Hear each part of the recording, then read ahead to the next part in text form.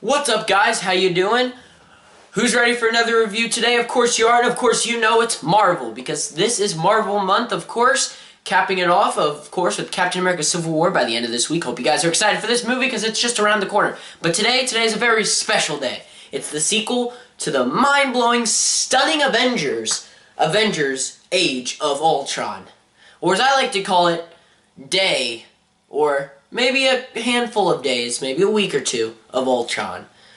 But that doesn't mean it's a bad movie, because I like this movie. Not as good as the first, but I'll explain everything about why I hate it.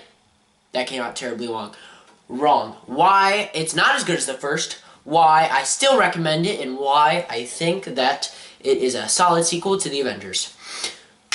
Avengers Age of Ultron came out in 2015, here we go, Robert Downey Jr., Chris Evans, Chris Hemsworth, Scarlett Johansson, Paul Bettany, Jeremy Renner, Anthony Mackie, I guess we could say, do you guys want to say, what's his name?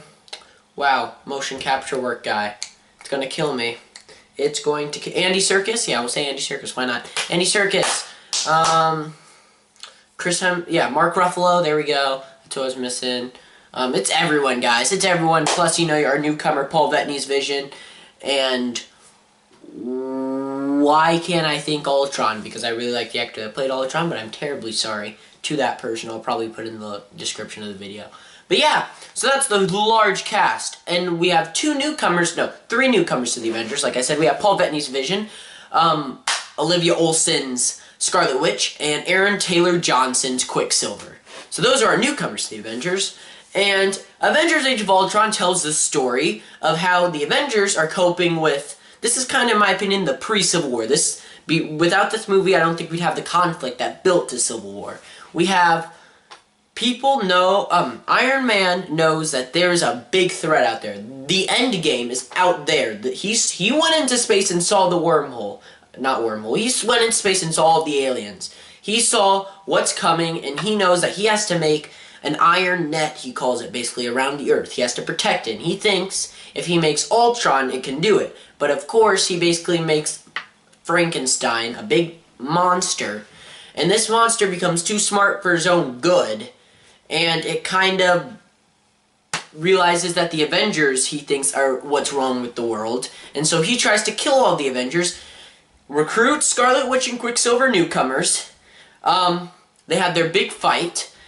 Ultron tries to create Vision, but Vision is basically what Ultron wasn't. He had humanity in him. He saw what was good in human life, and so he works for the Avengers. Scarlet Witch and Quicksilver go over because they see that big tin metal can is bad.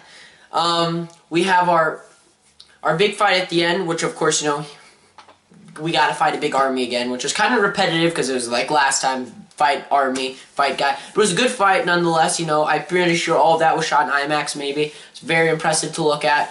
Josh Whedon once again blew him away by having all these characters and giving them all a great amount of screen time.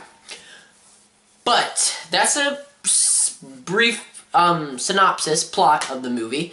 But what was bad about it, and I can say that there's no big things, but the biggest thing in my opinion is you cannot recreate what Avengers, like the first Avengers in 2012, you cannot recreate what the magic that had. We already saw all these characters play together in a movie. And so when you see it for a second time, it's not as jaw-dropping and eye-exploding as the first time. You're just like, oh cool, it's them again. It's not like, oh, I actually get to see that? It's like, oh, okay, they're back. So you can never recreate that, and that's nothing against the directors. That's just how, I guess, I thought going into the movie, and a lot of people thought that too. I did think that Ultron was a good villain. I thought they made him too funny, and I think that's probably because, you know, they made him based off of Tony Stark's mind. In the comic books, it's Hank Pym, but he wasn't introduced yet at the time. So they had him Robert Downey Jr.'s mind, which, you know, makes sense why he's funny, because that's him. So, I mean, it was great, but not as good as Loki. You can't beat Loki, okay? You can't beat the Loki. So, that is my thought on Avengers Age of Ultron. I would give it a 8.5 out of 10.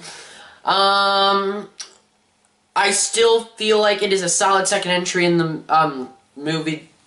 I guess it will be a trilogy. Actually, it will be 2 parts in the last one, so 4 movies. But yeah, I think definitely try it. You know, you gotta see the big gang back together again to fight a big tin metal can. And if you're definitely gonna go see Civil War, you have to see why they're fighting in the first place. And this is a really big explanation of that. So I hope you guys enjoy the video. I hope you guys enjoy your day, and I will see you in the next one.